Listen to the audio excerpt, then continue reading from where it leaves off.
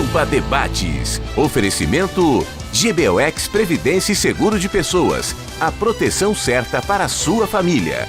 Unimed Porto Alegre. Cuidar de você. Esse é o plano. Biscoito Zezé. Carinho que vem de família.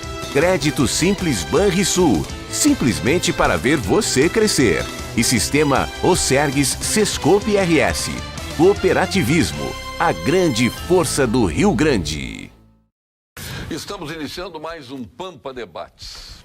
Na série Os Piratináveis, nós temos o prazer de receber aqui hoje o candidato à coligação Rio Grande da Gente, do PSDB, do PTB, do PP, PPS, PHS, PRB e Rede.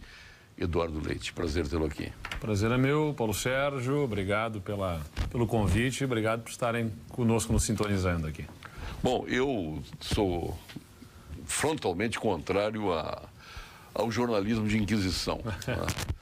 Aquele inquisitório que procura mexer com as coisas do passado do candidato. Eu gosto muito de trabalhar com os problemas e as soluções, que, aliás, que de resto o nosso telespectador quer saber. Tem muita gente que não definiu o seu voto, outros já definiram. Para quem já definiu o voto, fica, no caso, definiu pró-Eduardo Leite, fica aquela convicção de que está agindo corretamente. Para quem não definiu, terá a possibilidade de fazê-lo à medida que a gente entrevista os candidatos. E eu gostaria de saber, dentro desses problemas todos que vive o país, mas especialmente o Rio Grande do Sul, qual é o principal problema que o senhor enxerga no nosso estado? Bom, em primeiro lugar, mais uma vez uma boa noite a todos que estão nos acompanhando aí. Eu concordo contigo, eu acho que a gente tem que trabalhar muito em cima das propostas, claro que podendo buscar, vamos dizer assim, como background, como retaguarda para garantir a sustentação do que vai ser feito, porque a gente pode falar em propostas, mas por que este vai ser diferente em cumprir as propostas ou não? Bom, no nosso caso, porque nós temos uma história, uma trajetória que pode ser julgada pela população, que é o nosso trabalho na Prefeitura de Pelotas, que, veja, é a terceira maior cidade, governei a terceira maior cidade do estado, mas apenas a nona economia do estado. Ou seja, muitos problemas, somos polo de uma região empobrecida, com muitas dificuldades econômicas, a metade sul sofreu por décadas com problemas econômicos, processo de desindustrialização e, consequentemente, para a nossa cidade e a nossa região, ficaram os problemas e poucos recursos no orçamento da prefeitura para poder atender todas as demandas. Quando o senhor assumiu a sua cidade, e claro, guardando as devidas proporções, os problemas eram os mesmos do estado? Ou existiam peculiaridades? Não, você tem problemas que são comuns aos municípios, né? Mas você tem dificuldades no caixa. Só para dar um exemplo, lá quando eu assumi, os servidores do município recebiam no 5º dia útil do mês seguinte, o que a lei permite lá. Mas nós organizamos a política de fluxo de caixa da prefeitura para priorizar o pagamento aos servidores do município. Duas coisas nós fizemos. Organizamos uma política de pagamento, de calendário de pagamento de fornecedores e que nos permitiu garantir o pagamento dos servidores dentro do mês. Em outubro do primeiro ano de governo, nós passamos a antecipar o pagamento dos servidores, que era feito no 5º dia útil do mês seguinte, passou para dentro do mês, no último dia útil do mês da competência, que a gente chama, né? Isso o senhor pagou dentro do mês? Dentro do mês. E desde lá... Do mês hoje, base, né? Exatamente. Não é do mês seguinte. Desde lá, de 2013, primeiro ano do meu governo, até hoje a prefeitura paga no último dia útil do mês, o que parece um detalhe bobo, pequeno, mas faz diferença. Não é, faz servidores, diferença, né?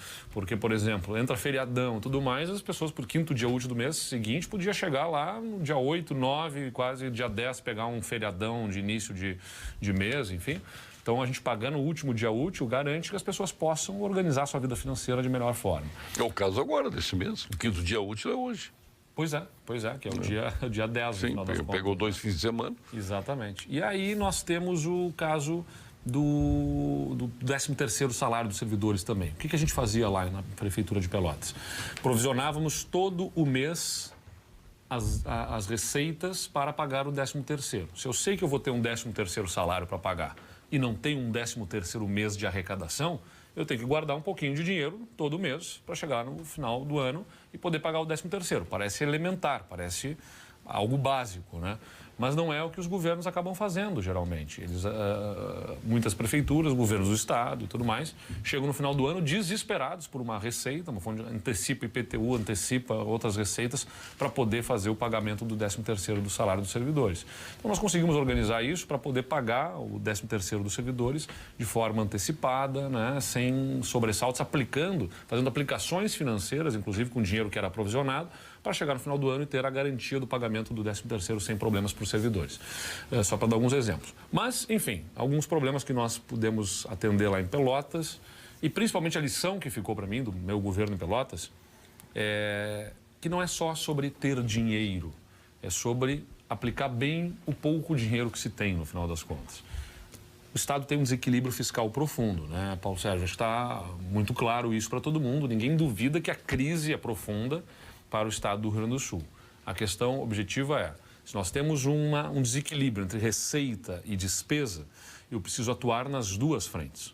Eu preciso controlar a despesa, reduzir a minha despesa para que ela caiba no meu orçamento, mas tenho que trabalhar fortemente no incremento da receita também. E como é que a gente aumenta a receita sem aumento de impostos? Que bom que o senhor fez essa pergunta para o senhor mesmo.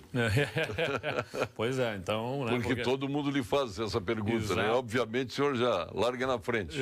Então, bom, me perdoa eu roubar aqui o teu papel de entrevistador. Nós absoluta liberdade aqui. Mas é que a gente já se acostuma absoluta liberdade. Com as demandas. E o senhor está em casa, né? Sabe disso. Sei disso, me sinto muito à vontade aqui na Pampa, né? Porque a gente sabe que é um espaço para discutir o Estado. Então, como é que a gente faz isso sem aumentar impostos? A gente vai ter que atuar sobre revisão de benefícios fiscais em determinados setores e empresas.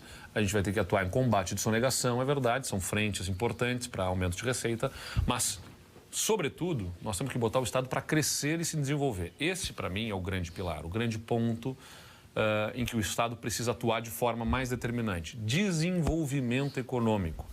É a demanda que nos fazem para homens públicos, ou quem está na vida pública, mulheres e homens na vida pública. Como se a gente pudesse pegar pelo braço alguém e determinar, vai investir aqui, vai abrir empregos. E não é assim que funciona, né? A gente tem que estimular quem empreende, quem gera riqueza, iniciativa privada, a confiar no Estado e acreditar aqui e investir mais aqui. Por isso que a agenda é da competitividade.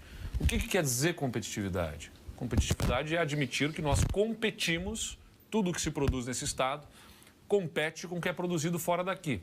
E que nós competimos por investimentos. Competimos com o Paraná, com Santa Catarina, com São Paulo, com o Centro-Oeste.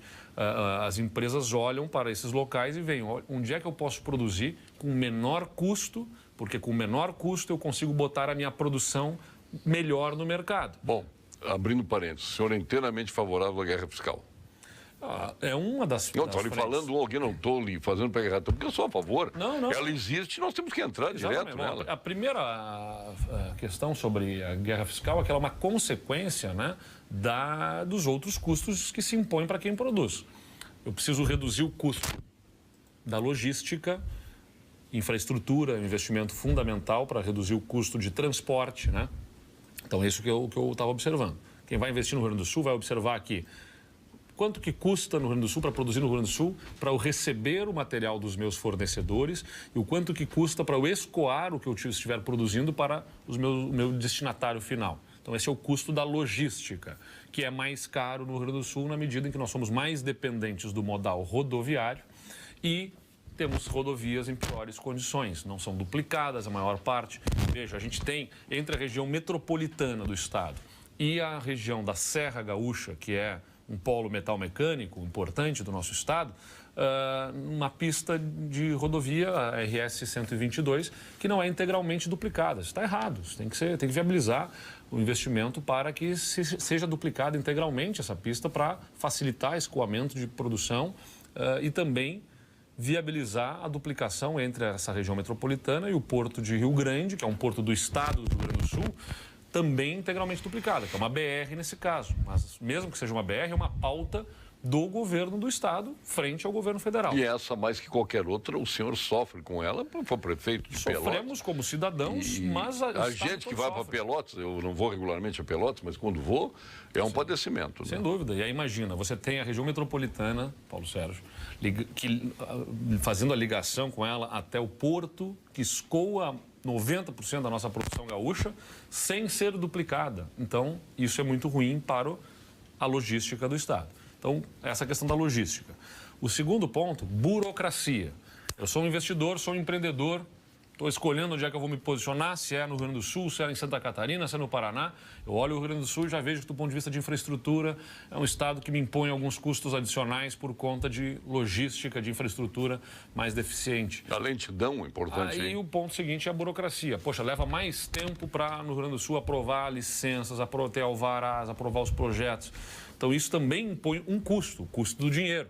Se eu aqui no Rio Grande do Sul vou levar mais tempo, 1 ano, 2 anos para conseguir uma licença que em Santa Catarina ou que no Paraná eu vou conseguir mais rapidamente, é um custo que se impõe ao empreendedor também. Então esse tema também precisa ser enfrentado, de redução de prazos para emissão de licenças, novos processos e formas de concessão de licenciamentos ambientais, por exemplo, são determinantes para que o Estado possa conseguir acelerar esse processo de aprovação de projetos. E o terceiro pilar, fundamental, carga tributária, que no Rio Grande do Sul é mais elevada, né? A gente está vivendo alíquotas majoradas de ICMS como consequência de um Estado que gasta mal, que gasta muito, que é pesado por conta do seu déficit da Previdência, de quase 10 bilhões de reais, que tem que ser sustentado, né, pelo alto custo da folha de pagamento, entre outros custos da máquina administrativa, que só podem ser suportados pelas receitas advindas de impostos. Então, se o Estado precisa sustentar esse custo grande, ele vai ter como consequência impostos mais altos. E tudo isso combinado tira a competitividade do Estado. Para produzir aqui custa mais porque a infraestrutura é pior, porque a burocracia é mais demorada, porque a carga tributária é mais elevada.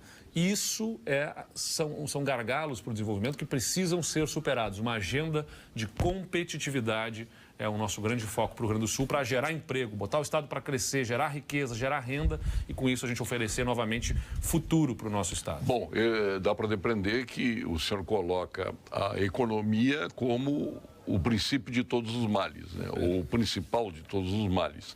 E, na realidade, eu entendo da mesma forma. Não se combate a criminalidade sem geração de emprego, sem fazer com que as pessoas que estão desempregadas hoje não se convertam ao crime. Né, que começa com o menor, vai para um presídio e acaba se tornando um grande criminoso na escola de aperfeiçoamento do crime. A demanda virá pela população, quem está nos acompanhando certamente tem essa preocupação com saúde, com segurança e com educação, claro, né? Mas se não existe uma economia, isso base de sustentação é igual à família, né? O cidadão sem emprego, ele acaba perdendo a saúde, perdendo a família, perdendo a dignidade. Perfeito, né? Perfeito. Então a gente tem que trabalhar nas duas pontas. Por isso que o que sintetiza o meu pensamento político é que nós temos que liberar a energia de quem tem potencial para empreender. E o nosso Estado é altamente empreendedor. Então, libera a energia de quem quer empreender, de quem tem vocação para inovar, para fazer negócios, né? E foca a atenção do Estado naqueles que mais precisam de atenção, nas pessoas em situação de vulnerabilidade. O Estado hoje nem libera a energia de quem quer empreender, ele sufoca quem quer empreender, ele está lá presente demais onde ele não deveria estar e está ausente de onde ele deveria estar atuando. Como é que se faz isso, prefeito Eduardo Leite? Desculpe chamar de prefeito, não, mas o senhor jamais vai perder esse título, jamais vai perder esse título. O que eu não gosto é candidato para lá, candidato. Chama de Eduardo. Então, outro dia eu estava contando numa entrevista, estavam entrevistando um candidato, que eu não vou dizer qual é, que foi agora recentemente, eu parei para contar 58 vezes candidato. Pô, convenhamos, né? Pode chamar é uma dose exagerada. Mas vamos a essas questões relativas. Primeiro, a logística, a locomoção. Nós perdemos tudo que tínhamos. Perdemos hidrovias, perdemos as ferrovias, que foi aí realmente um projeto de privatização mal feito, caiu na mão da LL, com poucas exigências, muitos direitos e poucas exigências. Hoje, a ponto de hoje, nós termos um transporte de Não Me Toque até Rio Grande, lá na sua região, que é 5 vezes mais caro que o transporte Rio Grande e um Porto de Xangai. Pois é. Isso é um absurdo. Aí é o custo da logística que a gente estava falando. Até muito das exigências estão no contrato. O problema é que esse contrato não está sendo cumprido, né? Então, uma das nossas determinações é exigir o cumprimento do contrato de concessão das ferrovias, que era a LL e agora é a Rumo, né? Que é quem é a dona dessa concessão, para que ele seja cumprido nos terminais ferroviários, nos ramais ferroviários que estão lá constantes. E aí nós temos que exigir da ANTT, Agência Nacional de Transportes Terrestres, que faça cumprir este contrato. E se não fizer a sua parte, é papel do governador, de forma altiva, firme, fazer a cobrança, inclusive judicialmente, se for o caso, né? Entrar judicialmente para requerer que seja cumprido esse contrato. Ferrovia é importante para reduzir o custo da logística. Hidrovia, como tu falaste também, nós temos aí uma hidrovia, né, pronta. A gente precisa fazer dragagem. Quando era menino, eu vinha de gasolina, na época de Cachoeira, até Porto Alegre. Era um transporte passageiros normal. Então, funcionava de trem, então nem se fala. Para passageiros e para transporte de cargas, evidentemente. Então, dragagem e fazer também a sinalização para que a hidrovia seja mais utilizada e possa também reduzir custos de logística e investimento em rodovias em parceria com o setor privado. Não falamos em saúde ainda, mas eu vou solicitar que a doutora Daniela Cornélio, que é da equipe do doutor Gilberto Schwartzman, traga o nosso quadro, o nosso Momento Saúde aqui no Pampa Debates. A doutora Daniela Cornélio, que é do Instituto Oncológico Kaplan. Fale, doutora Daniela. Boa noite, eu sou a doutora Daniela Cornélio, médica mastologista do Instituto de Oncologia Kaplan e hoje eu quero trazer uma ótima notícia. Agora em nosso meio já existe o One Day Diagnosis, um serviço de diagnóstico para doenças da mama em um dia. A linha do tempo do diagnóstico do câncer de mama geralmente é longa. Desde a percepção de um primeiro sintoma até o diagnóstico definitivo costuma levar em média de 4 até 6 semanas. Essa demora no diagnóstico gera uma ansiedade muito grande na paciente e também atrasa o início do tratamento, podendo inclusive impactar nas chances de cura dependendo do tumor. Pensando nisso, o Instituto de Oncologia Kaplan está implementando um serviço pioneiro, a exemplo do que já é feito em centros de excelência na Inglaterra, França, Canadá. Com essa abordagem, em um dia, nós já podemos fazer o diagnóstico, aconselhar a paciente e planejar o tratamento. Tudo com uma equipe multidisciplinar de médicos especializados em doenças da mama, incluindo o cirurgião, oncologista, radiologista e patologista. Oferecer excelência no tratamento e no diagnóstico é um compromisso do Instituto Kaplan. Boa noite. Você acredita em um mundo de prosperidade sem perdedores? A resposta está aqui, agora. De que lado você está? Dos vencedores ou dos perdedores? Mas quem disse que devemos estar em um desses lados? Chegou a hora de derrubar essa lógica. Enxergar mais as pessoas por trás dos números. Aqui, trabalhamos para que todo mundo prospere e vença. Unicred, é assim que vamos transformar o futuro. Mensagem linda esta do Unicred, que diz muito de perto a cada um de nós.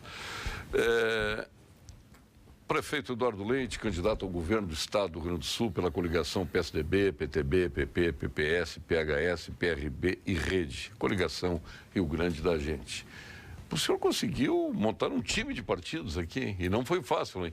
Quem é que imaginar? Bom, o PTB se encaminhava para Eduardo Leite, mas o PP foi a surpresa aqui, né? Quando todos imaginavam que o PP fosse candidato próprio, daqui a pouco está lá o PP com o Eduardo Leite. Olha, Paulo Sérgio, em primeiro lugar, acho que é importante a gente reconhecer a necessidade de nós fazermos composição política diante do que é o nosso sistema político brasileiro. As pessoas precisam compreender isso. O governador não governa sozinho. Nós temos uma Assembleia Legislativa, onde estão lá 55 deputados. Hoje, na composição atual, nós temos, desses 55 deputados, 13 partidos políticos. Para se aprovar emendas à Constituição do Estado, tem que ter 33 deputados. Então, você tem que formar maioria, né? Governar chamando as pessoas para um mesmo projeto. Então, nós fomos conversando e o PTB tinha a candidatura do Ranolfo, do delegado Ranolfo, como candidato a governador do Estado. E entendemos que tínhamos afinidade de um projeto para o Estado do Rio Grande do Sul e o delegado Ranolfo aceitou o nosso convite. Mesmo com o Ranolfo, desde o início, o deputado Lara, que participa do programa aqui, Ele dizia, não, o PTB vai com o Eduardo Leite. Ele foi o que acreditou desde o primeiro segundo, a primeira hora. De fato, foi um incentivador e estou muito feliz de ter ao meu lado o delegado Ranolfo, que é um servidor público, foi chefe da Polícia Civil do Estado do Rio Grande do Sul, delegado de polícia, vai nos ajudar muito na área da segurança pública para a gente implementar e aplicar um plano estadual de segurança, de articulação e de integração das forças policiais para a gente combater o crime incessantemente. É claro que a gente não resolve tudo, mas a gente tem que ter uma posição do Estado mais organizado do que o crime, né? O Estado tem que atuar de forma a combater esse crime nas várias frentes, com plano de prevenção, com policiamento ostensivo e com punição severa para quem cometeu algum crime. Punição e reinserção também, porque o sistema prisional que a gente tem hoje, ele nem está servindo a um caráter punitivo, facções criminosas operam de dentro dos presídios e por isso é essencial um investimento até no sistema políticas penitenciário. funcionam no presídio. Exatamente, e aí a gente precisa ter uma atuação importante de investimento no sistema penitenciário. Mas estava falando aqui sobre a articulação política, né? E aí o PP tinha a candidatura lá do deputado Luiz Carlos Reis, absolutamente legítima. Nós conversávamos muito de perto com muitas lideranças dos progressistas, entendíamos que tínhamos afinidade, mas a aspiração do deputado Luiz Carlos Reis era absolutamente legítima como candidato. Um deputado atuante, reconhecido, especialmente ligado ao setor do agronegócio, mas não só isso, e que tinha toda essa aspiração de forma absolutamente legítima, o que eu sempre respeitei. Mas, na última semana, surge uma novidade, especialmente com a candidatura da senadora Ana Amélia a vice-presidente da República, e entendemos que o cenário no Estado se alterava e o deputado Luiz Carlos Reis aceitou essa missão de ser candidato a senador, que é uma cadeira também importante de representação do nosso Estado lá no Congresso Nacional e pelas afinidades que tínhamos de projeto para o Estado, entendemos que era o caso de estarmos juntos e eu fico também muito feliz de ter os progressistas, como o PRB, como o PHS, como a Rede também. O Mário Bernat também, que está aí, candidato. O PPS com o Mário Bernat para o Senado. Deputado atuante, combativo na Assembleia, todo mundo que conhece e acompanha a trajetória do Mário sabe o quanto que ele foi sempre firme, sem papas na língua para dizer o que precisa ser dito, né? E defender as suas convicções. Acho que o Congresso aí precisa ter duas figuras como o Mário e como o Luiz Carlos Reis, cada um com a sua característica e ajudando o Rio Grande do Sul. Bom, vamos voltar à questão da economia, porque, obviamente, a gente sabe que o emaranhado burocrático do Estado advém, e do país advém de leis nem sempre depuradas por processo moral e ético, nem sempre as nossas leis são morais e são éticas, eu posso citar uma infinidade delas aqui, muitas delas não cumpridas, outras cumpridas de forma extremada, quer dizer, leis no Brasil não faltam, existe excesso de leis. Agora, o que não falta também é o burocrata emperrando o desenvolvimento. Como é que se vence isso com pessoas, e não quero acusar aqui todos os funcionários públicos, mas tem alguns deles que o momento orgásmico é o não. Não. O não é dito com um prazer fantástico. Então, como se vence, né, esse ranço que é um ranço que afeta frontalmente o desenvolvimento do Estado. Quando nós temos que criar facilitadores para atrair o capital e do capital atrair o emprego, que é a única maneira de salvar o Estado. Eu insisto naquela afirmação que eu fiz agora há pouco, né? A gente precisa liberar a energia de um povo que é altamente empreendedor, o povo gaúcho é empreendedor, é inovador. Prova disso é que por onde os gaúchos estiveram no Brasil inteiro, no oeste catarinense, no centro-oeste do Brasil, no norte, diversos lugares, geraram riqueza, geraram desenvolvimento. Porque é a característica do nosso povo. Só que, em um determinado momento histórico, o Estado passou a ser burocrático, pesado e a ter uma interferência que significou um peso nos ombros do nosso povo. E uma força descomunal. Sem dúvida, sem dúvida. Então, a gente precisa aliviar o peso nos ombros desse Estado de quem quer empreender. Aliás, trazendo um pouco de uma origem histórica, se me permite isso aí, Paulo Sérgio. Eu, depois que deixei de ser prefeito de Pelotas, dediquei o meu ano de 2017, especialmente, aos estudos. Estive 5 anos estudando no exterior, numa das principais universidades do mundo, a Universidade de Columbia, em Nova York, em gestão pública. E quando voltei ao Brasil, comecei a fazer um mestrado em gestão e políticas públicas na Fundação Getúlio Vargas, em São Paulo, uma das principais escolas de administração do país. E muito estudei justamente a reforma administrativa do Estado, o quanto que lá na década de 30, especialmente, quando Getúlio Vargas entra como presidente do Brasil, vira presidente do Brasil, se estabelece a burocracia estatal como uma ferramenta para criar regras em que tirasse o Estado da mão de quem, da discricionalidade absoluta, ou seja, de quem governasse e fazer o que quisesse para si, para os seus amigos. E aí se criam regras, né? A burocracia tem esse Era um sentido. oligarca tentando acabar com as oligarquias que mandavam no Estado. A questão do patrimonialismo, Isso. né? Ou seja, as pessoas que venciam uma eleição entravam no Estado e usavam o Estado para si, para os seus, para os amigos. Então vão se criando regras burocráticas para impessoalidade no governo. Só que o excesso de burocracia foi criando um tamanho, essa burocracia, que passou do razoável e que virou um engessamento e, como tu disseste, o não por parte do Estado passa a ser muitas vezes um momento de alegria de quem está lá dentro. Eu sou de uma família de servidores públicos, tenho muito respeito pelos servidores, mas o que a gente está vivendo hoje fugiu do razoável.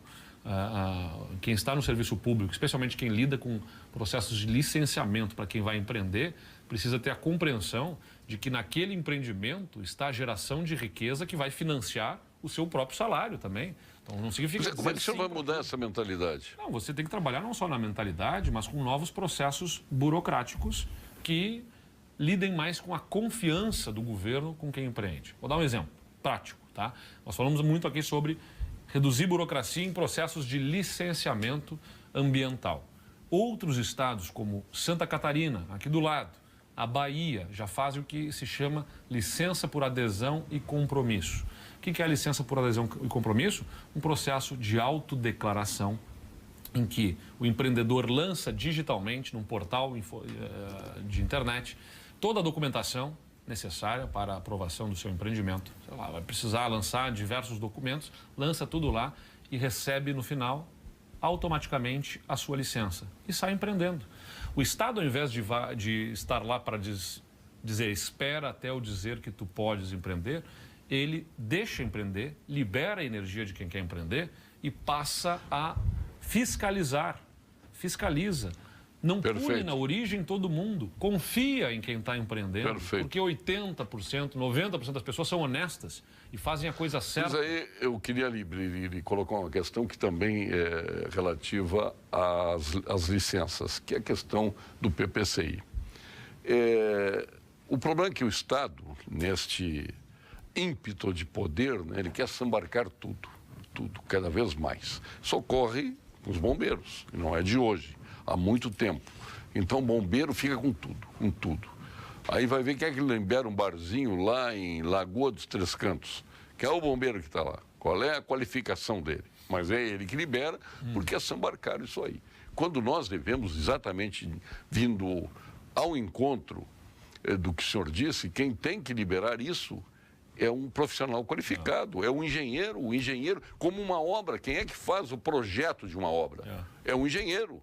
Se o prédio cair, vai para a cadeia o engenheiro. Se a Kiss, que foi uma tragédia descomunal e gerou tudo isso, mas cada vez o Estado sambarcando mais, em vez de ter soluções, se tivesse esse engenheiro de segurança assinado responsabilidade pela Kiss, no aspecto PPCI, ele estaria preso. É importante. E acabar aquela história da banda fez isso, o Ministério Público exigiu lá os Sonex para proteção acústica, enfim. Mas o problema é que se tira da iniciativa privada o que a iniciativa privada tem que fazer. Olá. E passa as pessoas a exercer atividades que devem ser restritas a um profissional competente da área. Sem dúvida. Eu acho que o Estado tem um papel importante de fiscalização. Mas ele não pode cercear justamente, né, o empreendedorismo, o empreendimento, numa lógica de absoluta desconfiança, porque isso desestimula quem quer empreender. É tão burocrático, é tão difícil, que as pessoas que têm espírito empreendedor já são desestimuladas na origem, né? A pessoa quer abrir um novo negócio, quer abrir um pequeno negócio e sobre os ombros dela pesa uma carga tributária pesada e uma burocracia maluca, né? Então isso trabalhista, né? Aí agora o grande sonho vira qual? Virar servidor público, né? Porque é tão difícil empreender,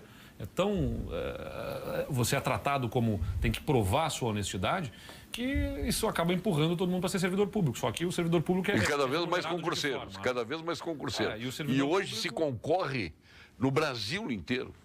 Aí vem uma pessoa lá do Nordeste, vem concorrer o cara delegado de polícia aqui no Rio Grande do Sul. Então, e o servidor público é remunerado com os impostos recolhidos sobre a riqueza gerada na iniciativa privada. Então a gente precisa equilibrar esse jogo novamente aí. Tem um ditado que eu gosto muito que diz que custo é que nem unha, tem que cortar constantemente. Eu diria que a burocracia é a mesma coisa, porque sempre há uma tentativa de criar mais um balcão para mais um atendimento anterior e mais uma mesa pela qual deve passar um processo burocrático. Então a gente precisa racionalizar esses processos para incentivar o empreendedorismo do nosso povo, que é inovador e que merece crédito e que tem que ter espaço para empreender. A gente vai botar esse Estado para crescer. O engenheiro Luiz Alberto Ribeiro diz aqui, boa tarde, Paulo Sérgio. As medidas do candidato são no médio prazo. E os pagamentos a curto prazo vão continuar atrasando quando o senhor assumir? O nosso compromisso, Paulo Sérgio, é de colocar o salário em dia no primeiro ano de governo. Eu tenho falado isso e algumas pessoas confundem com o primeiro dia. Não estou dizendo o primeiro dia, porque nosso dever aqui é de franqueza e de honestidade. A situação é difícil e exige medidas para viabilizar o pagamento do salário em dia. Mas nós vamos botar isso como prioridade número 1, né? Pagar os seus servidores em dia é pré-requisito básico para se ter segurança, para se ter educação que funcione, para que a gente tenha um servidor público estimulado.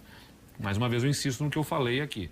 Elaborando uma política de fluxo de caixa das despesas do Estado e viabilizando controle de despesas, incremento da receita, atuando sobre a sonegação, sobre os incentivos fiscais do Estado, os benefícios fiscais que podem ser revistos. Eu sou a favor de se discutir incentivos fiscais para estímulo ao desenvolvimento, mas nós temos que fazer revisão desses benefícios, inclusive sobre o que eles estão gerando de benefícios materiais, de empregos, né, para o Estado.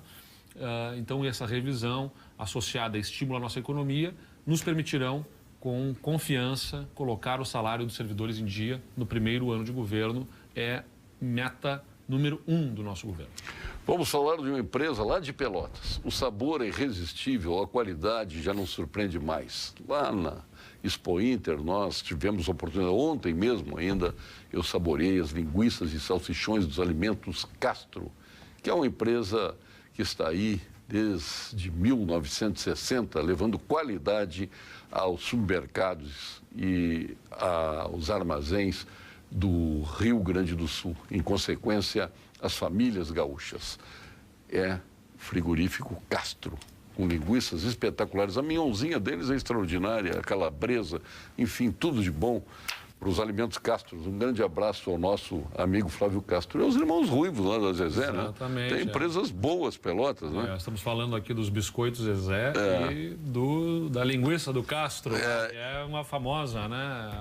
O salsichão do Castro. Eu compro há muitos anos lá do Castro. Verdade, e depois o senhor vai levar, o senhor sabe que a Sanitas foi fundada em Pelotas, né? Olha só. Em 1931. E hoje ela está com o grupo de Média e Lifar, com o nosso Júlio Motinhos. Vai ser o seu jeton hoje. Quando falta saúde, quando falta estrutura e quando a cura está longe, é que o trabalho do médico aparece ainda mais. Ele é o profissional que alia conhecimento, dedicação e experiência para atuar nos momentos que mais precisamos, desempenhando um papel essencial na busca da cura e provando que cuidar da saúde não é apenas uma profissão, mas uma condição fundamental à vida. A mensagem do Conselho Regional de Medicina do Rio Grande do Sul. Agora vamos falar em vinhos, né? Já falamos em saúde, já falamos dos alimentos Castro e vamos falar em vinho. Vinho também é alimento, também é saúde, né? Há vinhos do mundo é como vocês, apaixonados por vinho. Apreciam os melhores Malbecs argentinos, o singular Carmener do Chile, os tradicionais vinhos de Portugal, os inconfundíveis champanhes da França e a melhor expressão da nossa serra, da Serra Gaúcha. Por isso, trabalha para que você aproveite os melhores rótulos do mundo. Saiba mais em www.vinhosdomundo.com.br. Aliás, os impostos que incidem sobre o vinho, uma coisa impressionante. Depois a gente conversando lá com eles, Roberto Gonçalves. Daqui a pouco a gente não sabe por que o vinho gaúcho é caro. Exato. 60% praticamente são impostos.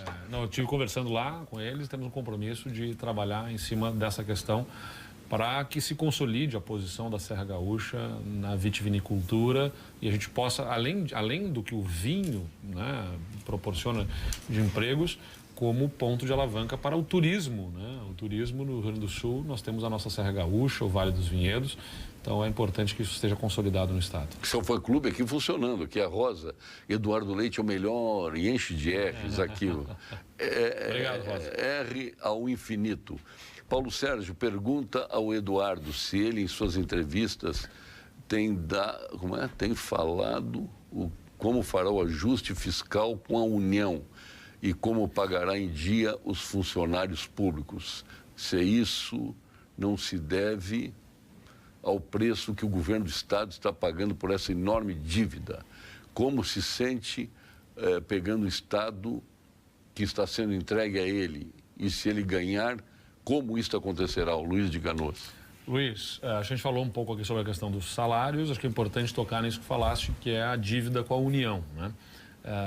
O regime de recuperação fiscal que está sendo discutido é um caminho importante, mas que deve ser, na minha visão, discutido e assinado pelo novo presidente da República com o novo governador do estado, porque tudo que está lá como requisitos a serem cumpridos deverá ser atendido pelo novo governo. Então não pode ser no ocaso, no apagar das luzes de um governo, tem que ser no início de um mandato. E entendo que com o novo presidente da República nós teremos condições de estabelecer uma negociação em melhores condições. Porque o Brasil vive hoje uma instabilidade política que gera problemas econômicos também, de confiança no país.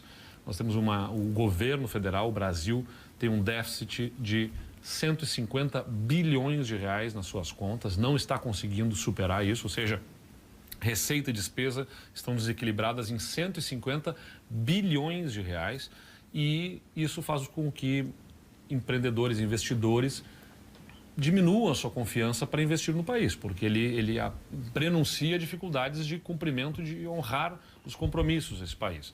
Se houver a eleição, nosso candidato é Geraldo Alckmin, se houver a eleição de alguém que estabeleça a confiança, retome a confiança no país, fazendo as reformas que são necessárias, que prenunciem capacidade do país honrar com seus compromissos, nós entendemos que o governo federal melhora a condição para negociar com os estados. Inclusive, porque dos 5 principais estados da nação, 3 estão em grave problema fiscal, em grave situação fiscal, que são Rio de Janeiro, Rio Grande do Sul e Minas Gerais.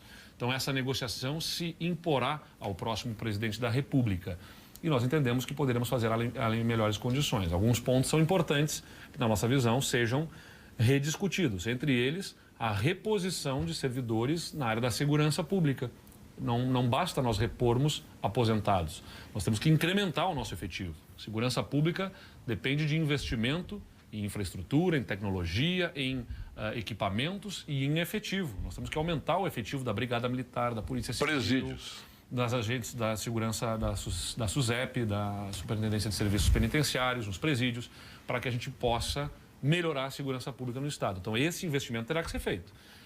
E confio que poderemos negociar isso em melhores condições, viabilizando o não pagamento da dívida pelo prazo adequado, para que o Estado recomponha a sua condição de pagar a dívida ali na frente e possa promover os investimentos em áreas estratégicas como a segurança pública. Wildo Mário, para enxugar o Estado, alguns órgãos ineficientes devem ser extintos ou se buscar a privatização, uma privatização mais profunda do que a tentativa que foi feita no atual governo. Como ficarão estes órgãos que precisam ser extintos? Está lhe parabenizando aqui por o senhor ter a ideia de fazer a autodeclaração ambiental para empreender e assim agilizará a emissão dos alvarás. Esse é o Mário, né? É o Wildo Mário. Wildo Mário. Então, Wildo Mário, de fato, o Estado precisa ser menor para não atrapalhar aqueles que querem empreender. E deve estar mais presente na vida de quem precisa mais do Estado. Essa é a minha visão. Então, a gente precisa rever a participação do Estado em determinadas setores em que em algum momento histórico se justificou que houvesse ali uma empresa estatal operando, mas que nos tempos atuais não se justifica mais. O papel do Estado deve ser mais de regulador, de fiscalizador. Ele dá as regras, ele fiscaliza, mas ele não precisa operar diretamente. Por quê?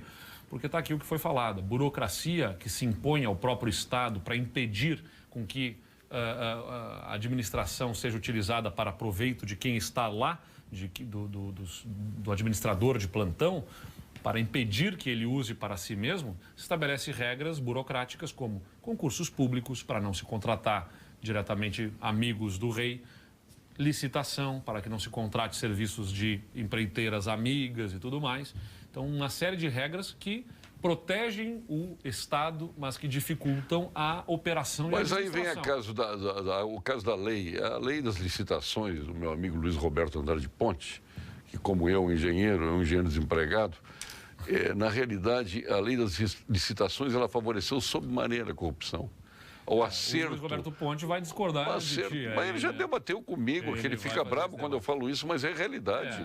É a realidade. Ela é indutora, quando se constrói uma estrada, se divide em lote, eles rateiam os lotes. Eu entendo exatamente o seguinte. Isso é terrível. Se com a lei de licitações, no seu formato atual, nós não estamos... E também o pregão eletrônico, é outra coisa que é uma coisa boa, séria. Eu não estou dizendo que a lei do Ponte é errada, mas é boa para um país de primeiro mundo. O que acontece... Onde existe consciência, fiscalização, vigilância, né? Mas onde não tem. Com a lei das licitações, não se está impedindo corrupção. E estamos tendo dificuldades na oferta dos resultados à população. Tanto é que as obras demoram, impugnações. O país se preocupa mais com a forma do que com o resultado concreto. Veja bem, quem administra alguma coisa no setor público é fiscalizado ao extremo por órgãos de controle, por obedecer às formalidades da legislação.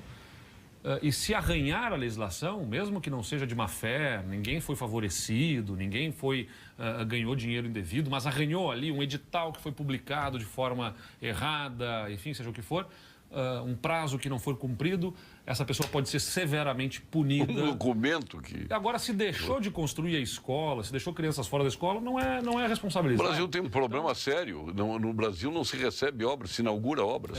É tudo inaugurado a toque de caixa. E depois, para o recebimento técnico, ele não acontece. A minha preocupação, respondendo ao Wildo Mar, que estava perguntando sobre privatizações, o importante é que a população seja atendida com serviços. Tem que ter serviço de energia elétrica eficiente, tem que ter serviço de distribuição de gás eficiente. Hoje eu estava conversando com um empresário aqui em Porto Alegre que fez pedido de ligação de gás na sua empresa, passando a rede de gás na frente da sua empresa e sabe que vai levar um ano para poder fazer a ligação. É como era telecomunicações nos anos 90, para conseguir uma linha telefônica que se entrava numa longa fila de espera, era um investimento, era caro e tudo mais. Então o Estado tende à ineficiência, por quê? Porque algumas pessoas que estão nos acompanhando poderão dizer, não, mas se for bem administrado, dá lucro, funciona e tudo mais. Eu concordo se for bem administrado. Só que o problema é que é difícil ser bem administrado. É difícil ser bem administrado quando tem de 4 em 4 anos alteração da administração, porque a cada eleição muda completamente o viés do investimento, se vai ser mais nessas obras ou naquelas, se vai ser mais na folha de pagamento ou menos na folha de pagamento, muda completamente. Aliás, não precisa nem esperar 4 anos. Em muitas empresas, a alteração do comandante, lá do presidente, se dá pelas conveniências eleitorais no meio de um governo, né? Deixou de ter apoio de um partido, passou para outro. Então, quando a gente faz privatização, a gente está pensando em serviços para a população. De que forma que aquilo pode ser melhor operado pelo privado, e o Estado regula, fiscaliza, orienta. Eu entendo que nos casos de infraestrutura, principalmente, deve estar com o privado o Estado atuar como fiscalizador. É o caso da CE, é o caso da Sulgás, é o caso da CRM. E aí nós temos que pensar nos servidores, é importante dizer, que não é culpa de quem está lá, fez um concurso público, prestou, trabalha. Não é culpa desse servidor que está num poste ligando luz, o déficit da CE. Não é uma culpa dele. Então a gente tem que trabalhar na lógica de ver o aproveitamento na própria empresa, ou na administração direta, de que forma que a gente pode compor isso. Nós temos que ter esse olhar sensível, ponto 1. Ponto 2, para onde vão os recursos da privatização? Eu não aceito que recurso de privatização de empresa vá para o custeio da máquina. Privatização, como venda de patrimônio que deve significar reinvestimento. Eu tenho um ativo patrimonial, eu vou converter isso... Mas não é o que acontece, né? Primeira coisa é botar no caixa único. Exatamente. A IEDA, por exemplo, fez o aumento de capital do Banrisul para criar o fundo previdenciário. Esse dinheiro foi para onde? Não, mas depois o caixa único. Não, na verdade não foi caixa único. Naquele caso ali foi usado depois para obras de infraestrutura do Estado, em pavimentação de rodovias. Não, é um ponto mais defensável. Mas não é defensável. É que o objetivo foi esse, a aprovação na Assembleia foi por isso. E, é da minha amiga, mas que houve uma distorção daquilo que foi preconizado para aquilo que foi praticado. Eu não estou dizendo tem uma diferença enorme. Mas nesse caso ainda, Paulo Sérgio, foi para investimentos em obras de infraestrutura, que tem repercussão econômica no Estado. O que está acontecendo atualmente é o atual governo vendendo ações do Banrisul para colocar no custeio, no pagamento das despesas correntes do Estado. É como vender os móveis da casa para pagar o almoço. Amanhã a gente vai precisar almoçar de novo. Como é que faz? Vai vender a casa. E aí depois no dia seguinte faz o quê? Não tem mais a casa, não tem mais os móveis, vai vender o quê para poder pagar o almoço? Não dá. Então, privatização tem que ser entendida como troca de ativos. Nós tínhamos um patrimônio e vamos usar esse patrimônio para financiar algo que economicamente seja mais interessante para o Estado. Essa é a nossa determinação. Agora é importante dizer também o que nós não vamos privatizar. O Banrisul, por exemplo, não será privatizado conosco, porque nós entendemos que ele tem... Em primeiro lugar, ele não é um problema para o Estado, porque ele dá lucro. Em segundo lugar, ele pode estrategicamente servir a financiamentos de setores estratégicos da economia. E então o Banrisul permanece público na nossa visão. Mas como o senhor vê as empresas que acabam sendo privatizadas, entre aspas, e acabam na mão de uma estatal estrangeira? Isso é um setor, você tem que identificar... A Argentina foi pródica nisso. Você tem que identificar se é o caso de haver proteção aí para defender interesses locais ou nacionais. Mas aí há a regulação dos serviços, né? Agências reguladoras, sem controle político, para que funcionem bem e garantam a prestação de serviços para... Deixa de ser uma estatal nacional para ser uma estatal estrangeira, né? E é complicado. Um abraço ao nosso grande prefeito, está dizendo aqui a Laura Brissa. Obrigado, a Laura também, um abraço. Ela Tenho recebido muitas mensagens de carinho, deve ser de Pelotas. Acredito que Eduardo Leite será um marquesan estadual. É muita promessa. O senhor será um marquesan estadual?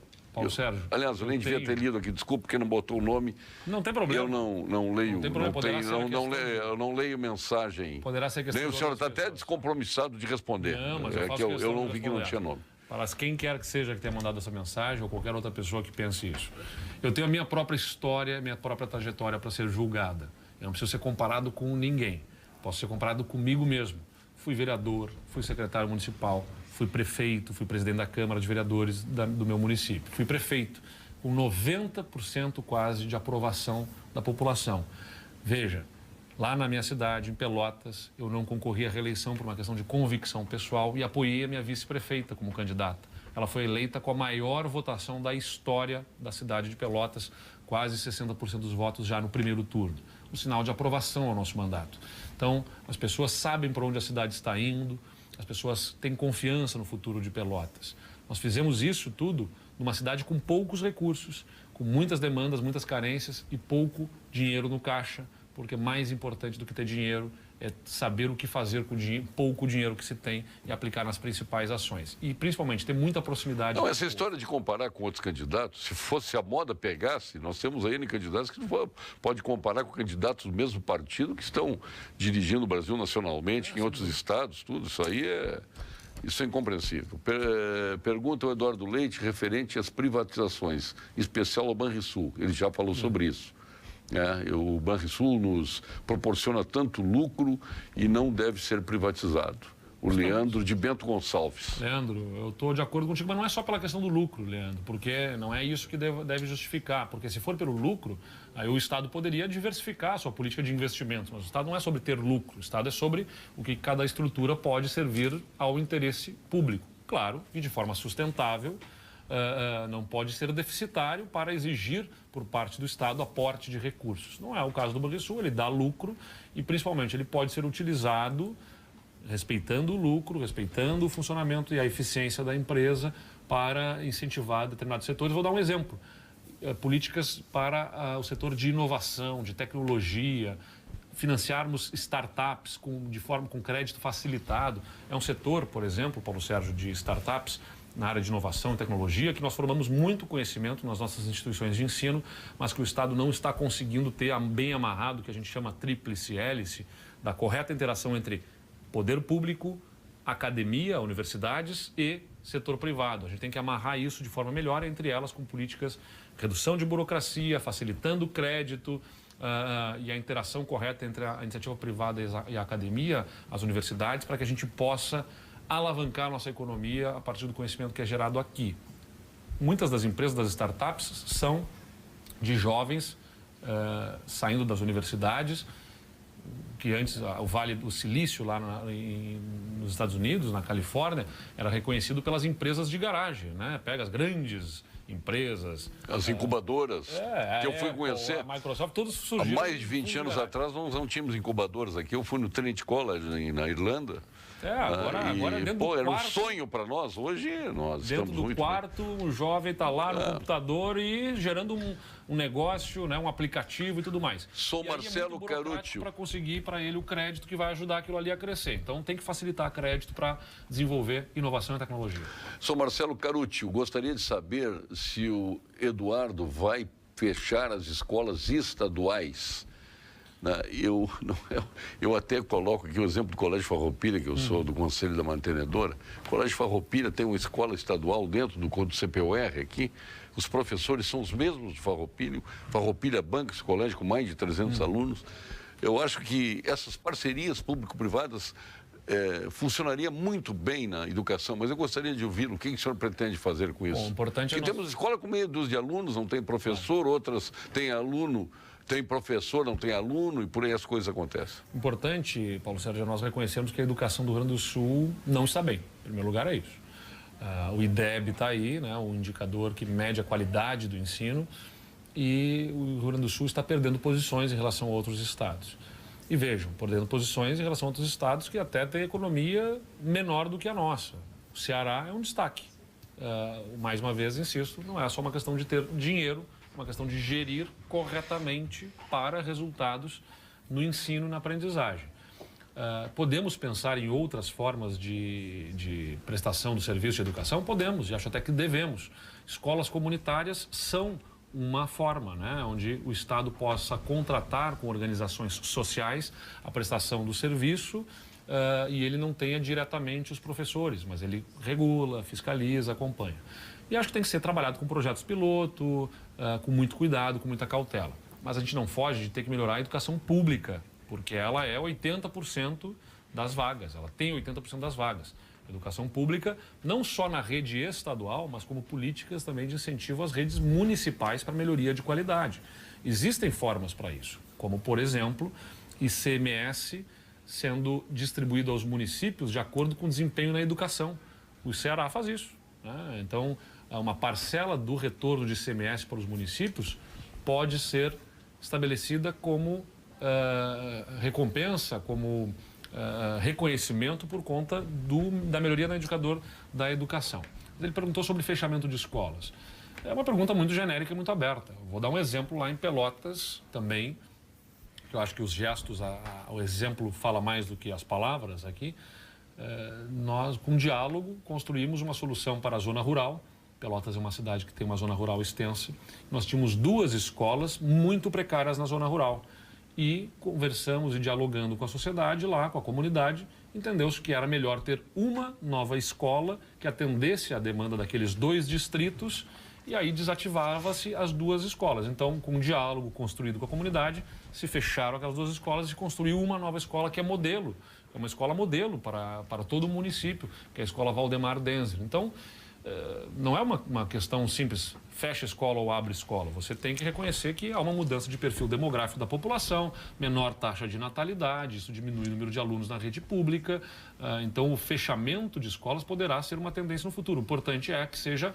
Não pode haver uma política de fechamento de escola. Você tem que olhar para prestar o serviço de forma eficiente e, principalmente, qualidade, né? qualidade no ensino para garantir que os nossos jovens e crianças sejam preparados para o mercado de trabalho futuro, que sejam desenvolvidas neles as competências e habilidades que serão exigidas no mercado de trabalho, para que eu falei aqui sobre redução de burocracia, sobre investimentos em infraestrutura, sobre redução de carga tributária, mas não adianta ter melhores estradas, ter menor carga tributária e ter burocracia mais ágil se nós não tivermos mão de obra qualificada com uma educação que não esteja formando essa mão de obra. Então a gente tem que olhar com atenção e professores bem remunerados e remunerados em dia, diretores motivados e capacitados serão grandes aliados, por isso que diálogo com os servidores é fundamental. Com o Gimo, qualidade comprovada, nós vamos ao ponto final. Ponto final. Oferecimento produtos Gimo, qualidade comprovada. O prefeito Eduardo Leite, do PSDB, PTB, PP, PPS, PHS, PRB e Rede, com a coligação Rio Grande da Gente, o senhor tem agora alguns minutos para se dirigir ao nosso telespectador para abordar algum tema que nós não tenhamos abordado aqui. Foram tantos, né? Mas concentramos mais na economia e na questão da educação. E tem uma mensagem aqui do Manuel Santos. Eu gostaria que Eduardo Leite dissesse se vai manter os incentivos do Fundopem e do Integrar como importantes instrumentos para atrair e manter empresas industriais aqui no Rio Grande do Sul. Esse é o ponto final. Em primeiro lugar, Paulo Sérgio, obrigado a ti, a TV Pampa. A gente sabe da repercussão que esse programa tem. Por onde eu ando no Rio Grande do Sul, a gente encontra as pessoas que estão tratando dos assuntos que são debatidos aqui no teu programa. Obrigado pela oportunidade. Respondendo ao Mário Sérgio, é isso? Vamos aqui, vamos voltar a ele aqui. É o Manuel Santos. Desculpa, Mário Sérgio. O Manuel Santos, que fez uma importante pergunta sobre incentivos fiscais do programa do Fundopem, do Integrar RS. São programas importantes, especialmente considerando que no tripé fundamental para a competitividade do Estado, que é burocracia, que é infraestrutura e que é carga tributária, nós somos mais caros e mais pesados que outros estados. Então, ferramentas de incentivo acabam sendo necessárias.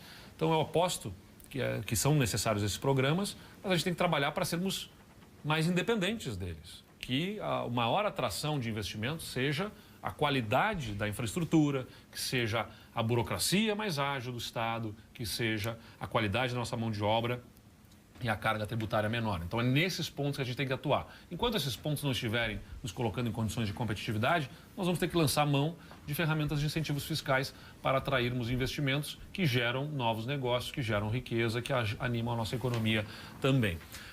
Mas eu quero me dirigir especialmente a quem está nos acompanhando sobre o clima político estabelecido no nosso país e, consequentemente, no nosso Estado, né? Recentemente, a gente viu o atentado cometido aí ao candidato a presidente Jair Bolsonaro.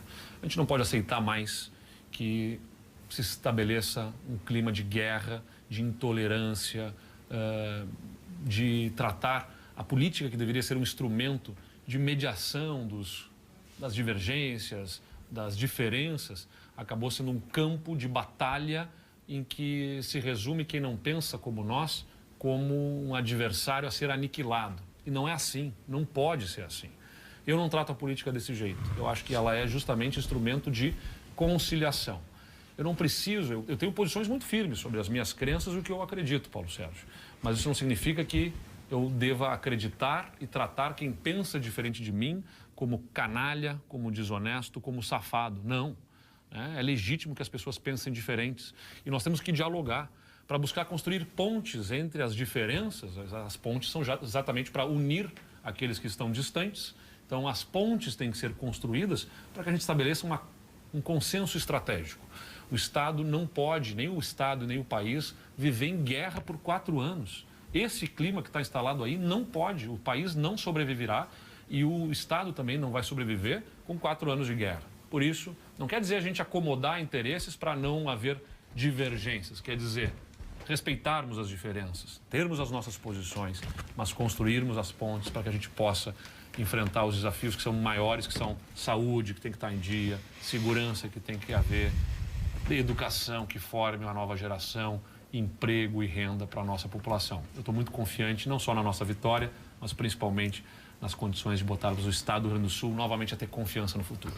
Bom, o senhor está recebendo aqui, a origem lá de Pelotas, Maravilha. em 31. Chá Sanitas, tem a cidreira, tem o chá verde, tem aqui o Momento Fit e tem o Quentão. Quer dizer, Maravilha. tem chazinho para o senhor enfiar essa campanha aí. Obrigado. Vai Que é ser bem longa, aproveitado. árdua, cansativa, mas está aí os calmantes necessários para o senhor seguir em frente. Muito obrigado. Obrigado, Paulo Sérgio. Obrigado a ti. Eduardo a Leite todo aí, mundo. sucesso na sua campanha. Valeu. Nós temos acompanhado a sua trajetória e sabemos da sua correção de atitudes e dignidade. Isso Obrigado, é fundamental. Eduardo Leite, da coligação PSDB, PTB, PP, PPS, PHS, PRP e Rede.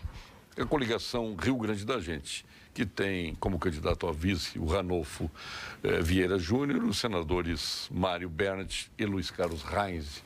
Portanto, esta composição de chapa aí nos traz o candidato Eduardo Leite, um dos piratináveis. Muito obrigado. E tenha sempre aqui na Rede Pampa. Nós temos também uma filial nossa lá em Pelotas, temos uma geradora de televisão lá em Pelotas, o que muito nos orgulha na capital da cultura gaúcha aí. Muito obrigado pela sua presença aqui e muitas felicidades na sua campanha. Nós retornaremos amanhã com mais um Pampa Debates. Até lá.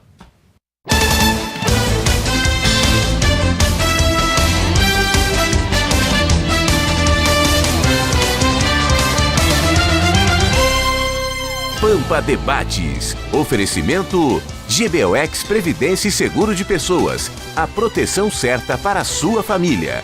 Unimed Porto Alegre. Cuidar de você. Esse é o plano. Biscoito Zezé. Carinho que vem de família. Crédito Simples Banrisul. Simplesmente para ver você crescer.